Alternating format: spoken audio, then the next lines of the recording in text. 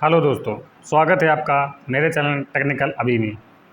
दोस्तों, आज के इस वीडियो में मैं बात करूंगा बहुत सारे जो कैंडिडेट्स जिनकी 2 डिग्रियां हैं आधार वेरिफिकेशन में, वो लोग बोल रहे हैं कि हम आधार वेरिफिकेशन में अभी यहाँ पर आधार वेरिफिकेशन यहाँ भी कर देते हैं, मतलब एलपी टेक्नीशियन भी कर देते हैं और एनटीपीसी भी कर देंगे। लेकिन एलपी टेक्नीशियन में हम लोग ग्रेजुएशन नहीं लगाएंगे क्योंकि ग्रेजुएशन आईटीआई सेम है या इंटर और आईटीआई सेम है, इसलिए हम वो डिग्री नहीं लगाएंगे।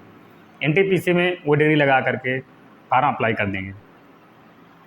दोस्तों, मैं इस वीडियो में जिन लोगों की डिग्री या जिनका आईटीआई और ग्रेजुएशन इंटर सेम ईयर में है, सेम सेशन में है, और वो लोग कुछ दिमाग लगाकर फॉर्म अप्लाई करना चाहते हैं, उनके लिए ये वीडियो लेकर आया हूँ कि बहुत सारे लोगों का कमेंट मेरे पास आ रहा है, हम आधार वेरिफिकेशन कर देंगे तो हमारा आधार तो सेम है, तो कैसे होगा।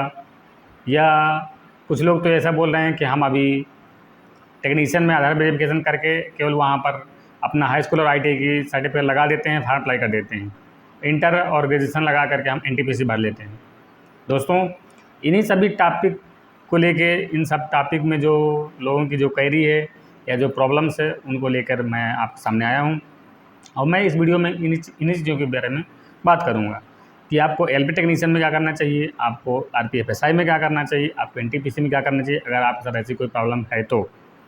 दोस्तों, अगर आप मेरे चैनल पर फर्स्ट टाइम विजिट कर रहे हैं तो चैनल को सब्सक्राइब जरूर कर लीजिए, वीडियो को शेयर कर दीजिए, क्योंकि बहुत सारे कैंडिडेट्स हैं जो परेशान हो रहे हैं, जिनको अभी तक इस चीज़ की प्रॉब्लम फंसे हुए हैं। मैंने बहुत सारे वीडियो मैं दे चुका हूँ, मेरे बहुत सारे वीडियो प्लेलिस्ट में पड़े हुए हैं कि आपने अगर ऐसी गलती कर दी है तो आपको कैसे उस गलती को सुधारना है या कैसे उस गलती से बचना है। वो सारी चीज़ें मैं आपको पिछले वीडियो में बता चुका हूँ। फिर भी मैं कुछ चीज़ें या कुछ कैंडिडेट्स ऐसे हैं जिनको अभी भी डाउट है, उस डाउट को लेकर के मैं आज इस वीडियो में चर्चा करूँगा। इसलिए आप सब्सक्राइब ज़रूर कर लीजिए और शेयर कर दीजिए। बहुत सारे कैंडिडेट्स हैं जिनको परेशान हो रहे हैं, सभी लोगों तक शेयर कर दीजिए। आईटीआई के कैंडिडेट ऐसे हैं, बहुत सारे कैंडिडेट्स ऐसे हैं कि उनको पता ही नहीं कि हमारी आईटीआई गवर्नमेंट से है, मतलब हमारी आईटीआई रेगुलर है या प्राइवेट है। ऐसे ऐसे आप ये बताइए, आप अपना सर्टिफिकेट नहीं देख पा रहे हैं। आप अपना सर्टिफिकेट देखिए, आपकी आईटीआई रेगुलर है, आपका ग्रेजुएशन रेगुलर है, आपका इंटर रेगुलर है, सर्टिफिकेट में सारी चीज़ मेंशन रहती है। आप एक बार उस चीज़ को देखिए, उसके बाद सोचिए, उसके बाद बात करिए, उसके बाद आप जो आपकी प्रॉब्लम है वो शेयर करिए, तभी कुछ आपको हम बता पाएंगे। दोस्तों, मैं सबसे पहले बात करूं कि कुछ कैंडिडेट ऐसे हैं जो कह रहे हैं हम आधार वेरिफिकेशन यहाँ कर देते हैं, एनटीपीसी में भी सेम आधार लगेगा तो हम फंस जाएंगे। बिल्कुल फंस जाएंगे। मैं इसीलिए आपको पिछले वीडियो में भी बताया और फिर आज बता रहा हूँ कि जिन लोगों की डिग्री या जिन लोगों का ग्रेजुएशन और आईटीआई सेम ईयर में है, जो लोग सेम ईयर में कर रखे हैं और आपने एएलपी टेक्नीशियन का फार्म अप्लाई कर दिया है, आपको एनटीपीसी भी अप्लाई करना है, तो आपका एनटीपीसी का फार्म अप्लाई हो जाएगा। फार्म अप्लाई करने में कोई दिक्कत नहीं है, वहाँ पर आपका आधार से कोई प्रॉब्लम नहीं है।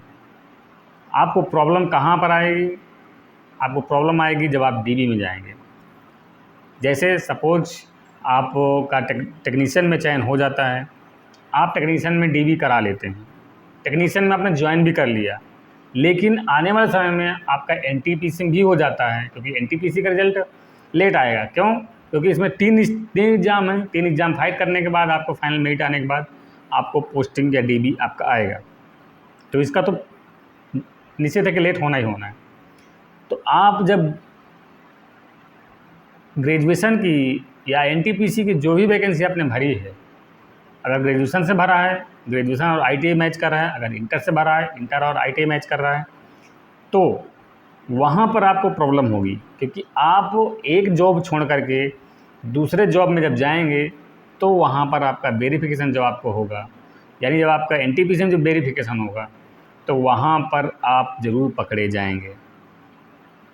दोस्तों, इसलिए आप फार्म अप्लाई कर सकते हैं। फार्म अप्लाई करने में कोई फार्म अप्लाई हो जाएगा, आप एग्ज़ाम भी दे लेंगे, लेकिन आप जिस चीज़ में जाना चाहते हैं, अगर आप एलपी टेक्नीशियन जाना चाहते हैं तो आप सिर्फ वहीं जाके डीबी कराइए, वहीं जाके ज्वाइन करिए। अगर आप एनटीपीसी जाना चाहते हैं, एनटीपीसी में आपका सिलेक्शन हो सकता है या आपकी तैयारी अच्छी है, आपको लगता है कि हम एनटीपीसी में क्रैक कर लेंगे, तो आप सिर्फ और सिर्फ एनटीपीसी का एग्ज़ाम देखिए, उसी में डीबी कराइए, उसी को ज्वाइन करिए, वही आपके लिए बेहतर होगा। अगर आप दो तरफ जाएंगे, दो रास्ते में जाएंगे, तो आपका आधार कार्ड सेम है, इसीलिए बहुत सारे कैंडिडेट्स का डाउट है कि आधार कार्ड तो हमारा सेम है। बिल्कुल सेम है, आप पकड़े जाएंगे, आपकी सारी परीक्षाएं रद्द हो सकती हैं, आप लाइफ टाइम रेलवे की वैकेंसियों से बाहर हो सकते हैं, क्योंकि ये फ्रॉड माना जाता है। 2 डिग्री रेगुलर करना फ्रॉड माना जाता है, इसलिए आप लोग गलती बिल्कुल नहीं करिए। या तो आप एएलपी टेक्नीशियन का फॉर्म एएलपी टेक्नीशियन देखिए, या तो आप आरपीएफ एसआई देखिए, या तो आप एनटीपीसी देखिए। अगर किसी कैंडिडेट का ग्रेजुएशन में प्रॉब्लम है, जैसे आईटीआई और ग्रेजुएशन आपका मैच कर रहा है, तो आप एनटीपीसी इंटर लेवल की एनटीपीसी बिल्कुल देख सकते हैं, उसमें कोई दिक्कत नहीं है। आप एएलपी टेक्नीशियन देख सकते हैं और इंटर लेवल का जो अंडर ग्रेजुएशन का जो आपका एनटीपीसी का एग्ज़ाम है वो आप देख सकते हैं, वहाँ पर आप जा सकते हैं, उसमें कोई दिक्कत आपको नहीं है। इसलिए इस चीज़ को ध्यान रखिए कि अगर आप साथ कहीं ऐसा कुछ है और आपने फार्म अप्लाई ऑलरेडी कर दिया है एएलपी टेक्नीशियन का और आपको एनटीपीसी का भी अप्लाई करना है, तो आप बेशक अप्लाई करिए, आपका फार्म अप्लाई हो जाएगा, उसमें कोई दिक्कत नहीं होने वाली। आपको सिर्फ प्रॉब्लम आएगी डीबी के टाइम पर, इसलिए डीबी वहीं पर कराइए, डीबी उसी जॉब में करिए या जिस जॉब को आप लेना चाहते हैं या जहाँ पर आप जाना चाहते हैं।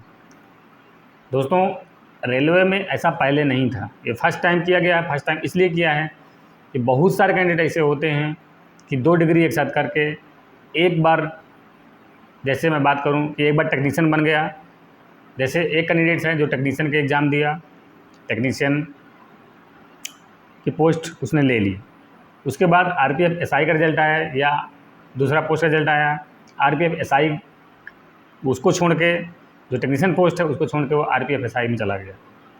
थर्ड एग्ज़ाम का जब रिजल्ट आया, जो एनटीपीसी का स्टेशन मास्टर का, वो स्टेशन मास्टर में उसका सिलेक्शन हो गया, तो क्या करता है वो आरपीएफ एसआई को छोड़ के एनटीपीसी में स्टेशन मास्टर की पोस्ट ले लेता है। तो जो पीछे 2 पोस्टें छोड़ के आया है वो आरपीएफ एसआई और टेक्नीशियन, वो पोस्टें वैकेंट रह जाती हैं, या उन पोस्टों को फिर से रेलवे को भरने में 3 से 4 साल का टाइम लगता है। मतलब फिर से वो रिकवर होकर जाएंगी, नया नोटिफिकेशन आएगा, उसके बाद उसमें सिलेक्शन होगा। होता है कुछ लोगों को वेटिंग लिस्ट में रखता है, लेकिन बहुत टाइम लग जाता है, 3 साल 4 साल लग जाता है। होता क्या है, आपने ज्वाइन कर ली, आपके नाम से एक पोस्ट अलॉट हो गई, वो पोस्ट तो ऑलरेडी भर गई ना। आपने क्या किया, आने वाले टाइम पे वो पोस्ट वैकेंट कर दी और आप हाई लेवल पे चले गए। रेलवे इसलिए इस बार कर रही है, इसलिए इस बार ऐसा किया है कि अगर जो भी कैंडिडेट्स ऐसे हैं या जितने भी कैंडिडेट्स इस लेवल में आए हुए हैं, वो सिर्फ़ और सिर्फ एक एग्ज़ाम दें।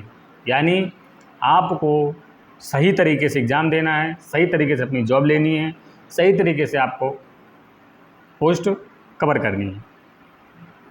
दोस्तों, मैं बता दूं, जितने लोग आईटीआई वाले हैं, जो आईटीआई करके आए हैं या जिनका आईटीआई और इंटर एक साथ है, या जो आईटीआई की पोस्ट को ज़्यादा प्रेफर करते हैं या ज़्यादा उसकी दिलचस्पी रखते हैं, ज़्यादा उनको आईटीआई की पोस्ट पर जाने की चॉइस है, जैसे एलपी टेक्नीशियन बनने की जिसको ज़्यादा चॉइस है, उनके लिए बहुत सुनहरा मौका है। क्योंकि बहुत सारे कैंडिडेट हैं जो लोग आरपीएफ एसआई और एनटीपीसी में चले जाएंगे, वो एएलपी और टेक्नीशियन का एग्ज़ाम बहुत सारे लोग छोड़ेंगे। बहुत सारे लोग एग्ज़ाम छोड़ने के बाद भी, एग्ज़ाम देने के बाद भी बहुत सारे लोग डीबी में नहीं जाएंगे, क्योंकि अगर वहाँ जाएंगे तो प्रॉब्लम होगा। इसलिए जो केवल एएलपी टेक्नीशियन बनना चाहते हैं उनके लिए बहुत बेहतर है, उनके लिए अच्छा चांस है, वो लोग अपने अच्छे प्रिपरेशन करें। अगर आप लोग एएलपी टेक्नीशियन बनना चाहते हैं तो आप एएलपी टेक्नीशियन जाइए। रेलवे में कोई पोस्ट छोटा बड़ा नहीं है। आज के टाइम पर आप देख रहे हैं रेलवे की कितना टाइम लेता है, कितना वैकेंसी टाइम में आता है। इतनी बड़ी वैकेंसी आई है, आप उसका फ़ायदा उठाइए। आपको एक गवर्नमेंट जॉब चाहिए, चाहे आप ALP बने, चाहे टेक्नीशियन बने, चाहे आप RPF बने, चाहे आप स्टेशन मास्टर बने, या जो भी आप पोस्ट के लिए आप प्रिपरेशन कर रहे हों, या जो पोस्ट के लिए आपकी तैयारी हो। जैसे बहुत सारे कैंडिडेट होते हैं जिनको लगता है कि नहीं, हमारी तैयारी जो SSC सीरियल वगैरह तैयारी करते हैं उनकी प्रिपरेशन अच्छी प्रिपरेशन होती है, वो लोग NTPC ग्रेजुएशन करके जा सकते हैं, उनके लिए कोई दिक्कत नहीं है, उनको वही देखना चाहिए। लेकिन जो कैंडिडेट हाई स्कूल पास और ITI पास करके आया टेक्नीशियन बनने के लिए, उनकी पोस्ट को ख़राब नहीं करना चाहिए। दोस्तों, मैं बता दूं कि बहुत सारे कैंडिडेट, लगभग 40 से 50% कैंडिडेट ऐसे होते हैं कि छोटी पोस्ट को पहले ले लेते हैं, जैसे टेक्नीशियन बन जाते हैं, उसके बाद टेक्नीशियन की पोस्ट छोड़ करके वो हाई लेवल के पोस्ट पर चले जाते हैं और वो पोस्ट वैकेंट रह जाती है। जो नीचे आने वाले कैंडिडेट्स हैं या जो कम एजुकेशन वाले कैंडिडेट्स हैं, उनको प्रॉब्लम फेस करना पड़ता है, उनका सिलेक्शन नहीं हो पाता। इसलिए इस बार रेलवे ने ऐसा रूल कर दिया, आपका आधार वेरिफिकेशन करवा रहा है, आपको डिजी लॉकर से आपका DB करवा सकता है, या डिजी लॉकर में डॉक्यूमेंट्स अपलोड करके आपके साथ जो भी कम्युनिकेशन करना है वो डिजी लॉकर के माध्यम से कर सकता है। इसलिए आप लोगों ने जो भी गलती पिछले वर्षों में की है अपने क्वालिफ़िकेशन के टाइम पे, यानी आपने ITI ग्रेजुएशन एक साथ कर लिया है, ITI इंटर एक साथ कर लिया है, तो इस चीज़ को ध्यान रखिए। आप सिर्फ़ और सिर्फ अगर आप रेलवे में जाना चाहते हैं, रेलवे में भविष्य में भी आप रेलवे में बने रहना चाहते हैं, तो आप लोग सिर्फ एक ही एग्ज़ाम प्रेफर करिए।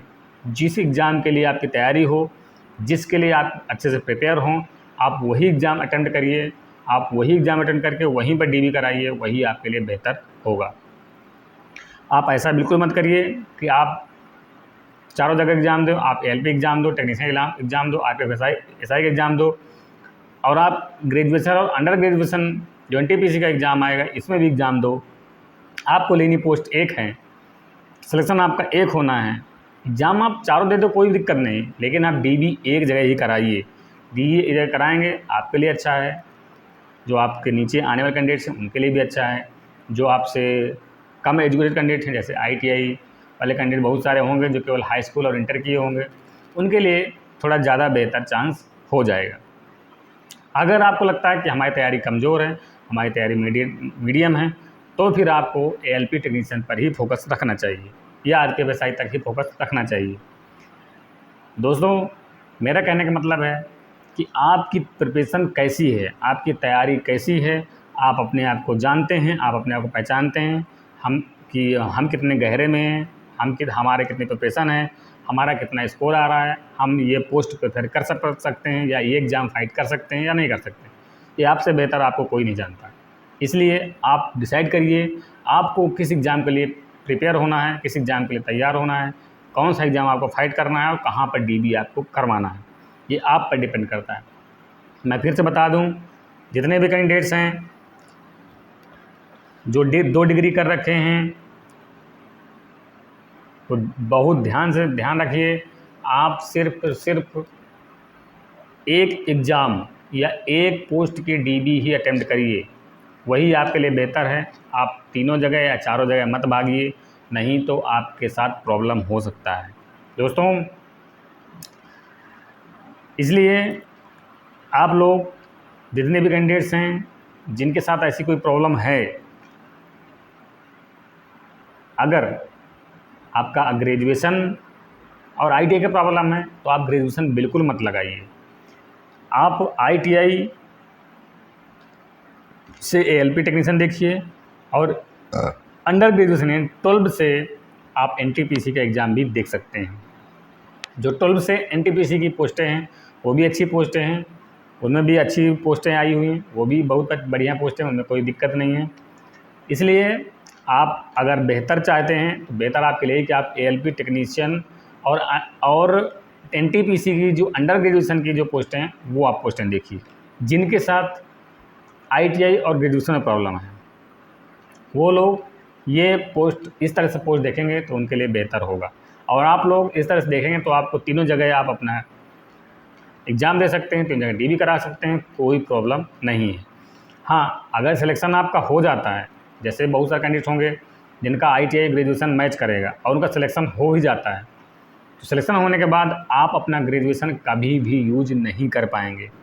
आपको सिलेक्शन होने के बाद फिर से जॉब में रहते हुए फिर से आपको प्राइवेट या डिस्टेंस से या ओपन यूनिवर्सिटी से आपको फिर से ग्रेजुएशन करना पड़ेगा, तब वो आपका ग्रेजुएशन आपके सर्विस में कहीं ना कहीं यूज आ सकता है। जो ग्रेजुएशन आपने ITI से कर रखा है वो आपका कभी काम नहीं आएगा, अगर आपने ITI से कोई पोस्ट ली है तब। दोस्तों, इस चीज़ को बहुत ध्यान रखिए, क्योंकि बहुत सारे कैंडिडेट्स इसमें परेशान होते हैं, बहुत सारे कैंडिडेट इसमें फंसते हैं। तो आप डिसाइड करिए, आपको ALP बनना है, आपको टेक्नीशियन बनना है, आपको RPSI में जाना है, आपको NTPC में जाना है, आपकी क्वालिफ़िकेशन किस तरह से है, मैच कर रही है नहीं मैच कर रही क्या है, ये सब आप जानते हैं, कोई दिक्कत नहीं है।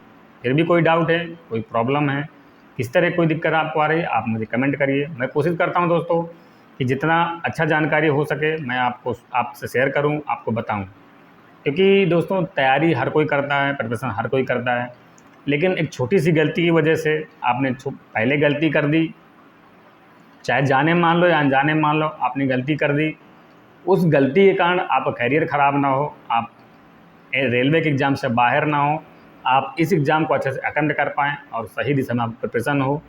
इस चीज़ के लिए मैं हमेशा आपके साथ रहता हूँ। जो भी मुझे मालूम रहता है, जो कुछ भी मैं आपको बता सकता हूँ, जितना मुझे मालूम है या जो मैं अपने सोर्सेज पता कर सकता हूँ, वो सारी आपको वो सारी जानकारी प्रोवाइड करवाने की कोशिश करता रहता हूँ। दोस्तों, मेरा मकसद रहता है आपको सही गाइडेंस करना, क्योंकि दोस्तों देखिए, आप किसी भी एग्ज़ाम की प्रिपरेशन कर रहे हों, चाहे रेलवे की प्रिपरेशन कर रहे हो या स्टेट गवर्नमेंट प्रिपरेशन कर रहे हो, समय बहुत तेज़ी से आगे बदल रहा है। आप देख रहे हैं बहुत ज़्यादा, चाहे स्टेट गवर्नमेंट में हो या सेंट्रल गवर्नमेंट में, ज़्यादातर चीज़ें बदल रही हैं। आपके सामने सब कुछ है। बहुत सारे जगह पर प्राइवेटेशन हो रहा है, बहुत सारी जगह पर प्राइवेट कंपनियां वर्क कर रही हैं और आगे बढ़ रही हैं, और धीरे धीरे इनका ज़्यादा से ज़्यादा स्कोप हो जाएगा। धीरे धीरे आने वाले समय में दोस्तों वैकेंसियाँ कम होती चली जाएंगी।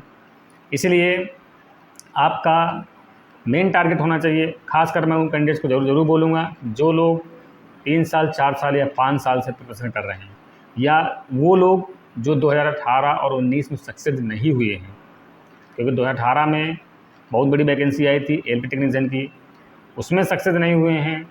2018 में 1 लाख ग्रुप D की वैकेंसी आई थी, उसमें सक्सेस नहीं हुए हैं। तो आपके लिए ये बहुत बेहतर चांस है, आप कोशिश करिए।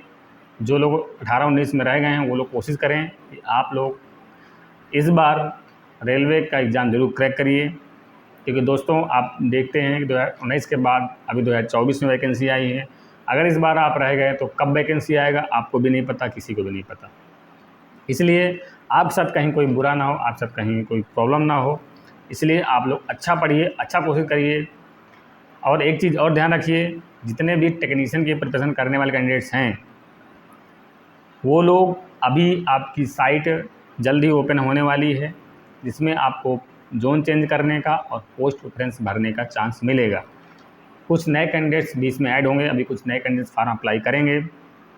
दोस्तों मैं बता दूं, जिन लोगों ने पहले जोन चूज कर रखा है या जिनके जोन में वैकेंसी नहीं बढ़ी हैं, वो लोग बेशक अपना जोन चेंज कर सकते हैं। अगर आपके जोन में ऑलरेडी 3 से 5 गुना वैकेंसी बढ़ी है तो आपको जोन चेंज नहीं करना चाहिए।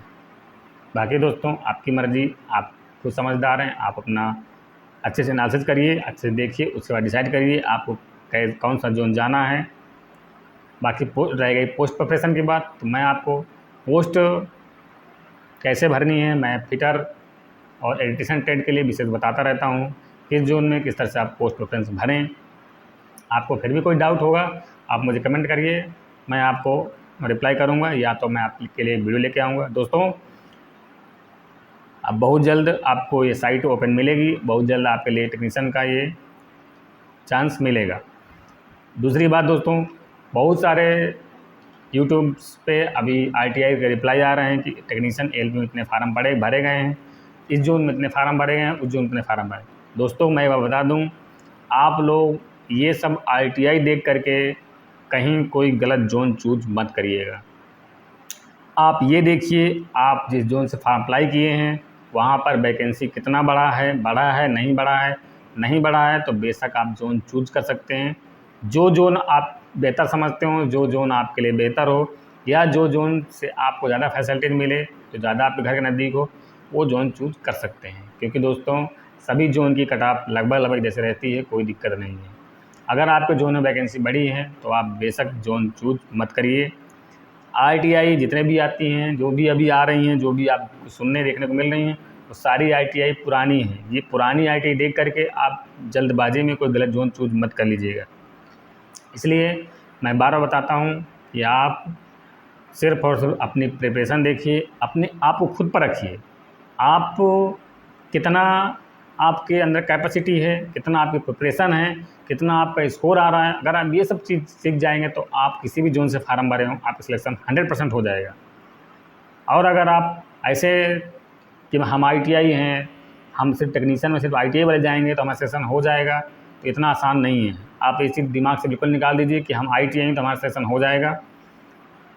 यहाँ भी बहुत कंपटीशन है और यहाँ भी आपको अच्छा स्कोर करना पड़ेगा, तभी आपको सफलता मिलेगी। दोस्तों आशा करते हैं आपको ये वीडियो पसंद आएगा। इसमें कोई प्रॉब्लम है, आपको जोन संबंधित, आपको पोस्ट प्रेफरेंस संबंधित, आपके डॉक्यूमेंट संबंधित कुछ भी एक्सेट्रा प्रॉब्लम है, आप मुझे कमेंट करिए। मैं कोशिश करता हूँ कि आपको रिप्लाई करूँ। नहीं होगा तो मैं आपके लिए जो भी ज़्यादा क्वेरी आएगी उस टॉपिक से संबंधित एक वीडियो फिर से आप तक पहुँचा दूँगा, जिससे आपकी सारी प्रॉब्लम सॉल्व हो जाए। दोस्तों मिलते हैं अगले वीडियो में अगले टॉपिक के साथ। नेक्स्ट वीडियो दोस्तों मैं कोशिश करूँगा कि आपके एनटीपीसी से संबंधित कुछ डिटेल्स, कुछ जानकारी आपसे शेयर करूँ। उसके बारे में मैं अभी सारा रिसर्च कर रहा हूँ, सारी चीज़ें जहाँ से मेरे सोर्सेज हैं मैं सारे सोर्सेज से उसको पता करके सारी चीज़ें डिटेल लेने के बाद ही आपके पास आऊँगा और आपको उससे संबंधित जो भी डिटेल होगा आपसे शेयर करूँगा। दोस्तों मेरे चैनल को सब्सक्राइब कर लीजिए, वीडियो को शेयर जरूर कर दीजिए। मिलते हैं अगले वीडियो में, तब तक के लिए जय हिंद।